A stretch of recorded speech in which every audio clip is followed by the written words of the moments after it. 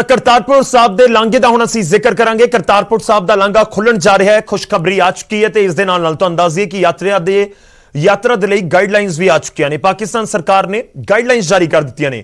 Covid guidelines ਮੁਤਾਬਕ ਹੀ ਯਾਤਰਾ ਹੋਵੇਗੀ। ਆਰਟੀ-ਪੀਸੀਆਰ ਦੀ ਨੈਗੇਟਿਵ ਰਿਪੋਰਟ ਅਤੇ ਵੈਕਸੀਨ ਸਰਟੀਫਿਕੇਟ ਜ਼ਰੂਰੀ ਹੈ।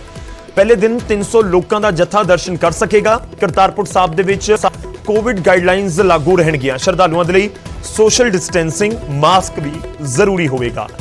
तो जो पहले ही क्यास लगाए जा रहे थे करतारपुर कॉरीडोर तो खुलन जा रहे पर पहले क्यास लगाए जा रहे थे कि कोविड प्रोटोकॉल ध्यान दे विच रखा जाएगा।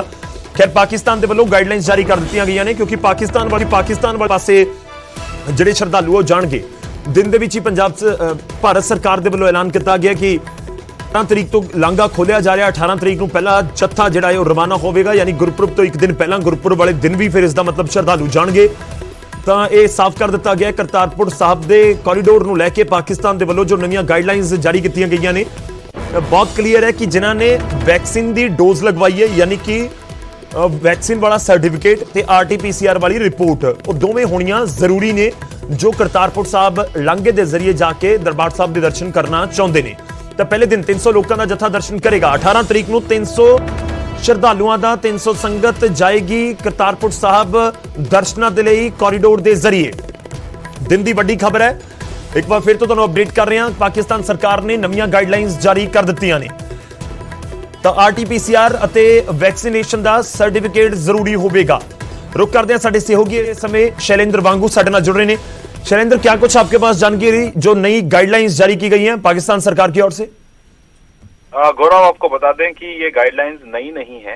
ये गाइडलाइंस पाकिस्तान सरकार द्वारा जारी की गई थी कोविड प्रोटोकॉल के चलते, और ये गाइडलाइंस इसलिए लागू हो रही हैं क्योंकि कल से करतारपुर गलियारा खुलने वाला है। तो जो guidelines rest of the country में यानी कि बाकी के पाकिस्तान में लागू है, वही गाइडलाइंस यहाँ पर भी लागू की जा रही हैं।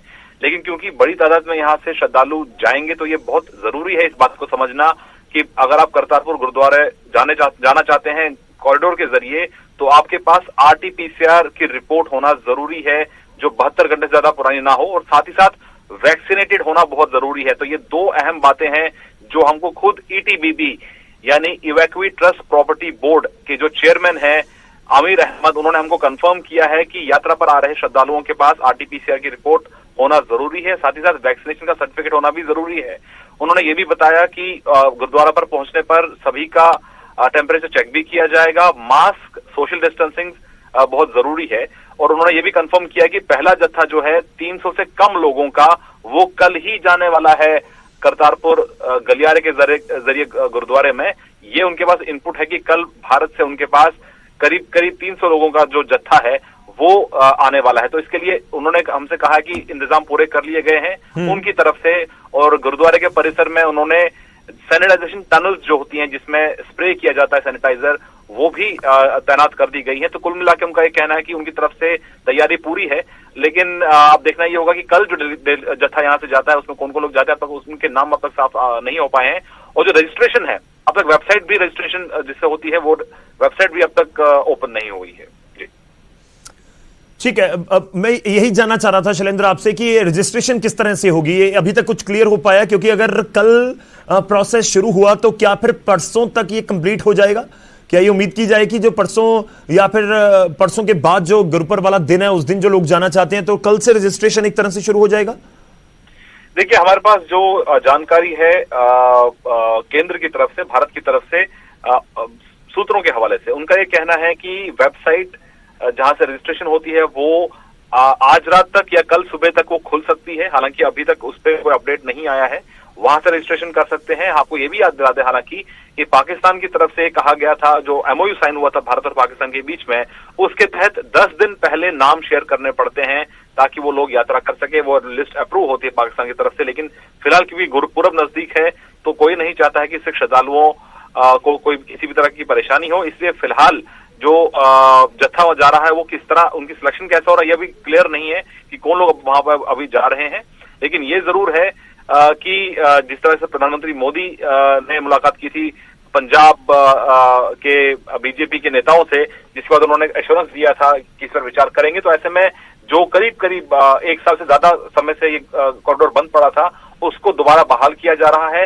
जो प्रोसीजरल इश्यूज हैं उनको जल्द सॉर्ट आउट कर दिया जाएगा। माना जा रहा है कि आज शाम तक चीजें और क्लियर हो जाएंगी और लोग ऑफिशियली अप्लाई कर पाएंगे, जो आम श्रद्धालु है वो अप्लाई कर पाएगा दर्शन करने के लिए। ਚਲੋ ਸ਼ੁਕਰੀਆ, ਧੰਨਵਾਦ ਸਾਡੇ ਨਾਲ ਜੁੜਨ ਦੇ ਲਈ, ਇਸ ਪੂਰੀ ਗੱਲਬਾਤ ਦੇ ਲਈ। ਤਾਂ ਜਿਹੜੀ ਤਫਸੀਲ ਨਾਲ ਅਸੀਂ ਜਾਣਕਾਰੀ ਆਪਣੇ ਦਰਸ਼ਕਾਂ ਤੱਕ ਪਹੁੰਚਾ ਰਹੇ ਹਾਂ ਕਿ ਇੱਕ ਤਾਂ ਪਾਕਿਸਤਾਨ ਦੀਆਂ ਜਿਹੜੀਆਂ ਗਾਈਡਲਾਈਨਸ ਨੇ ਉਹ ਆ ਚੁੱਕੀਆਂ ਨੇ। ਜੇਕਰ ਤੁਸੀਂ ਵੀ ਚਾਹੁੰਦੇ ਹੋ ਕਿ ਕਰਤਾਰਪੁਰ ਸਾਹਿਬ ਜਾ ਕੇ ਤੁਸੀਂ ਕੋਰੀਡੋਰ ਦੇ ਜ਼ਰੀਏ ਦਰਸ਼ਨ ਕਰੋ ਤਾਂ ਉਸ ਦੇ ਲਈ ਦੋ ਚੀਜ਼ਾਂ ਸਭ ਤੋਂ ਪਹਿਲਾਂ ਅਹਿਮ ਨੇ। ਜਿਸ ਦਿਨ ਤੁਸੀਂ ਜਾਣਾ ਹੋਏਗਾ ਉਹ 72 ਘੰਟੇ ਦੇ ਵਿੱਚ ਹੀ ਜਿਹੜੀ ਤੁਹਾਡੇ ਕੋਲ ਨੈਗੇਟਿਵ ਰਿਪੋਰਟ ਹੋਣੀ ਚਾਹੀਦੀ ਹੈ RT-PCR ਦੀ, ਯਾਨੀ ਕਰੋਨਾ ਟੈਸਟ ਤੁਹਾਨੂੰ ਕਰਵਾਉਣਾ ਹੋਵੇਗਾ। ਦੂਜਾ ਵੈਕਸੀਨੇਸ਼ਨ ਦਾ ਸਰਟੀਫਿਕੇਟ ਵੀ ਤੁਹਾਨੂੰ ਚਾਹੀਦਾ ਹੋਏਗਾ। ਜੇਕਰ ਤੁਸੀਂ ਵੈਕਸੀਨ ਲਗਵਾ ਚੁੱਕੇ ਹੋ ਤਾਂ ਫਿਰ ਤੁਹਾਡਾ ਸਰਟੀਫਿਕੇਟ ਜਨਰੇਟ ਹੋਏਗਾ, ਉਸ ਨੂੰ ਜ਼ਰੂਰ ਆਪਣੇ ਕੋਲ ਰੱਖੋ। ਤੇ ਦੂਜੇ ਪਾਸੇ ਜੇਕਰ ਤੁਸੀਂ ਅੱਜ ਤੱਕ ਵੈਕਸੀਨ ਨਹੀਂ ਲਗਵਾਈ ਹੈ ਤਾਂ ਵੈਕਸੀਨ ਵੀ ਤੁਹਾਨੂੰ ਲਗਵਾਉਣੀ ਹੋਵੇਗੀ। ਹਾਲਾਂਕਿ ਰਜਿਸਟ੍ਰੇਸ਼ਨ ਨੂੰ ਲੈ ਕੇ ਅੱਜ ਤੱਕ ਪਿਕਚਰ ਕਲੀਅਰ ਨਹੀਂ ਹੋ ਸਕੀ ਹੈ ਕਿ ਕਦੋਂ ਤੋਂ ਰਜਿਸਟ੍ਰੇਸ਼ਨ ਹੋਏਗੀ, ਕਿਵੇਂ ਹੋਏਗੀ, ਕਿੰਨੀ ਦੇਰ ਦਾ ਉਹ ਪ੍ਰੋਸੈਸ ਹੋਏਗਾ, ਤਾਂ ਉਸ ਦੇ ਉੱਤੇ ਵੀ ਸਭ ਦੀਆਂ ਨਜ਼ਰਾਂ ਜ਼ਰੂਰ ਨੇ।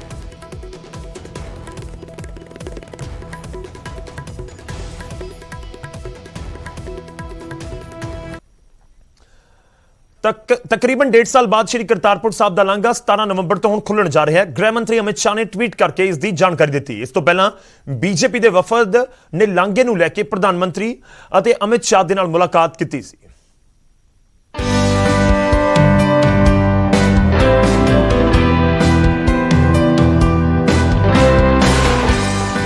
ਕੋਰੋਨਾ ਦੀ ਵਜ੍ਹਾ ਕਰਕੇ 16 ਮਾਰਚ 2020 ਨੂੰ ਕਰਤਾਰਪੁਰ ਸਾਹਿਬ ਦਾ ਲਾਂਘਾ ਬੰਦ ਕਰਨ ਦਾ ਭਾਰਤ ਅਤੇ ਪਾਕਿਸਤਾਨ ਦੀ ਸਰਕਾਰ ਨੇ ਐਲਾਨ ਕੀਤਾ ਸੀ। ਹੁਣ ਇੱਕ ਵਾਰ ਮੁੜ ਤੋਂ ਤਕਰੀਬਨ 1.5 ਸਾਲ ਬਾਅਦ ਭਾਰਤ ਸਰਕਾਰ ਦੇ ਵੱਲੋਂ 17 ਨਵੰਬਰ 2021 ਨੂੰ ਲਾਂਘਾ ਖੋਲ੍ਹਣ ਦਾ ਐਲਾਨ ਕੀਤਾ ਗਿਆ ਹੈ। ਗ੍ਰਹਿ ਮੰਤਰੀ ਅਮਿਤ ਸ਼ਾਹ ਨੇ ਟਵੀਟ ਕਰਕੇ ਇਸ ਦੀ ਜਾਣਕਾਰੀ ਦਿੰਦੇ ਹੋਏ ਲਿਖਿਆ, ਸਿੱਖ ਸੰਗਤ ਨੂੰ ਧਿਆਨ ਵਿੱਚ ਰੱਖਦੇ ਹੋਏ ਪ੍ਰਧਾਨ ਮੰਤਰੀ ਨਰਿੰਦਰ ਮੋਦੀ ਨੇ 17 ਨਵੰਬਰ ਨੂੰ ਕਰਤਾਰਪੁਰ ਸਾਹਿਬ ਦਾ ਲਾਂਘਾ ਮੁੜ ਤੋਂ ਖੋਲ੍ਹਣ ਦਾ ਫੈਸਲਾ ਕੀਤਾ ਹੈ। ਇਹ ਫੈਸਲਾ ਸ਼੍ਰੀ ਗੁਰੂ ਨਾਨਕ ਦੇਵ ਜੀ ਅਤੇ ਸਾਡੇ ਸਿੱਖ ਭਾਈਚਾਰੇ ਪ੍ਰਤੀ ਮੋਦੀ ਸਰਕਾਰ ਦੀ ਅਥਾਹ ਸ਼ਰਧਾ ਨੂੰ ਦਰਸਾਉਂਦਾ ਹੈ। ਕੇਂਦਰੀ ਗ੍ਰਹਿ ਮੰਤਰੀ ਅਮਿਤ ਸ਼ਾਹ ਨੇ ਕੋਰੀਡੋਰ ਦੇ ਸੰਚਾਲਨ ਨੂੰ ਸਹੀ ਸਮੇਂ ਤੇ ਮੁੜ ਸ਼ੁਰੂ ਕਰਨ ਦੇ ਵਿੱਚ ਤੇਜ਼ੀ ਲਿਆਉਣ ਦੇ ਲਈ ਅਧਿਕਾਰੀਆਂ ਦੇ ਨਾਲ ਸਮੀਖਿਆ ਮੀਟਿੰਗਾਂ ਕੀਤੀਆਂ। ਸ਼੍ਰੀ ਕਰਤਾਰਪੁਰ ਸਾਹਿਬ ਕੋਰੀਡੋਰ ਦੇ ਰਾਹੀਂ ਤੀਰਥ ਯਾਤਰਾ ਮੌਜੂਦਾ ਪ੍ਰਕਿਰਿਆਵਾਂ ਅਤੇ ਕੋਵਿਡ ਪ੍ਰੋਟੋਕਾਲ ਦੇ ਅਨੁਸਾਰ ਹੋਵੇਗੀ। 9 ਨਵੰਬਰ 2019 ਨੂੰ ਕਰਤਾਰਪੁਰ ਸਾਹਿਬ ਲਾਂਘੇ ਦੀ ਸ਼ੁਰੂਆਤ ਹੋਈ ਸੀ, ਪਰ ਇਹ ਲਾਂਘਾ 128 ਦਿਨ ਦੇ ਬਾਅਦ ਕੋਰੋਨਾ ਦੀ ਵਜ੍ਹਾ ਕਰਕੇ ਬੰਦ ਕਰ ਦਿੱਤਾ ਗਿਆ ਸੀ। 128 ਦਿਨਾਂ ਦੇ ਵਿੱਚ 70,000 ਦੇ ਕਰੀਬ ਸੰਗਤ ਨੇ ਕਰਤਾਰਪੁਰ ਸਾਹਿਬ ਦੇ ਦਰਸ਼ਨ ਕੀਤੇ। ਨਵੰਬਰ 2019 ਦੇ ਵਿੱਚ 11,192, ਦਸੰਬਰ ਦੇ ਵਿੱਚ 23,383, ਜਨਵਰੀ 2020 ਦੇ ਵਿੱਚ 10,529, ਫਰਵਰੀ ਦੇ ਵਿੱਚ 10,194 ਅਤੇ ਮਾਰਚ 2020 ਦੇ ਵਿੱਚ 7641 ਸ਼ਰਧਾਲੂ ਨਤਮਸਤਕ ਹੋਣ ਪਹੁੰਚੇ ਸਨ।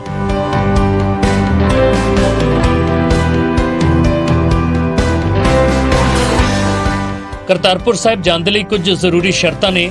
ਵੀਜ਼ੇ ਦੀ ਲੋੜ ਨਹੀਂ ਹੈ, ਪਰ ਇਲੈਕਟ੍ਰੋਨਿਕ ਟਰੈਵਲ ਅਥੋਰਾਈਜੇਸ਼ਨ ਜ਼ਰੂਰੀ ਹੈ, ਜੋ ਕੇਵਲ ਆਪਣੀ ਦਰਖਾਸਤ ਆਨਲਾਈਨ ਦਾਖਲ ਕਰਵਾਉਣ ਤੇ ਮਿਲਦੀ ਹੈ। ਵੈਲਿਡ ਪਾਸਪੋਰਟ ਓਵਰਸੀਜ਼ ਭਾਰਤੀਆਂ ਦੇ ਲਈ OCIB ਅਤੀ ਜ਼ਰੂਰੀ ਨੇ। ਆਧਾਰ ਕਾਰਡ ਜ਼ਰੂਰੀ ਨਹੀਂ ਹੈ। ਲਾਂਘਾ ਕੇਵਲ ਭਾਰਤੀ ਨਾਗਰਿਕਾਂ ਦੇ ਲਈ ਖੁੱਲ੍ਹਾ ਹੈ। ਪਾਕਿਸਤਾਨੀ ਇਸ ਰਸਤੇ ਨਹੀਂ ਆ ਸਕਦੇ ਨੇ। ਅਰਜੀ ਦੀ ਪੁਲਿਸ ਪੜਤਾਲ ਤੋਂ ਬਾਅਦ ਹਿੰਦੁਸਤਾਨ ਪਾਕਿਸਤਾਨ ਦੋਵੇਂ ਸਰਕਾਰਾਂ ਦੀ ਕਲੀਅਰੈਂਸ ਮਿਲਣ ਤੇ ਇਲੈਕਟ੍ਰੋਨਿਕ ਟਰੈਵਲ ਅਥੋਰਾਈਜੇਸ਼ਨ ਆਨਲਾਈਨ ਜਾਰੀ ਕੀਤੀ ਜਾਂਦੀ ਹੈ। ਕਿਸੇ ਵੀ ਉਮਰ ਦਾ ਬੱਚਾ ਜਾਂ ਬਜ਼ੁਰਗ ਆਪਣੀ ਅਰਜੀ ਲਾ ਸਕਦਾ ਹੈ। ਇੱਕ ਵਾਰ ਸਫ਼ਰ ਕਰ ਲੈਣ ਦੇ 15 ਦਿਨ ਬਾਅਦ ਦੁਬਾਰਾ ਅਰਜੀ ਲਈ ਜਾ ਸਕਦੀ ਹੈ।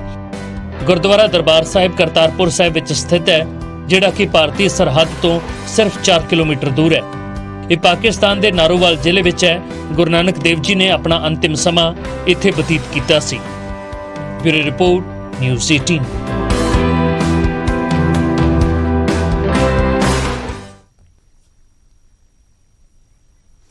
ਤਾਂ ਕਰਤਾਰਪੁਰ ਸਾਹਿਬ ਦਾ ਲਾਂਘਾ ਖੁੱਲਣ ਜਾ ਰਿਹਾ ਹੈ ਤੇ ਇੱਕ ਵਾਰ ਫਿਰ ਤੋਂ ਮੁਰਾਦ ਪੂਰੀ ਹੋ ਰਹੀ ਹੈ, ਕਿਉਂਕਿ ਕਰੀਬ 1.5 ਸਾਲ ਤੋਂ ਇਹ ਲਾਂਘਾ ਬੰਦ ਸੀ ਤੇ ਹੁਣ 18 ਤਰੀਕ ਨੂੰ ਪਹਿਲਾ ਜੱਥਾ ਲਾਂਘੇ ਦੇ ਜ਼ਰੀਏ ਕਰਤਾਰਪੁਰ ਸਾਹਿਬ ਦੇ ਦਰਸ਼ਨ ਕਰੇਗਾ। ਇਸ ਬੁਲੇਟਿਨ ਦੇ ਵਿੱਚ ਇੰਨਾ ਹੀ। ਇਜਾਜ਼ਤ ਦਿਓ। ਧੰਨਵਾਦ।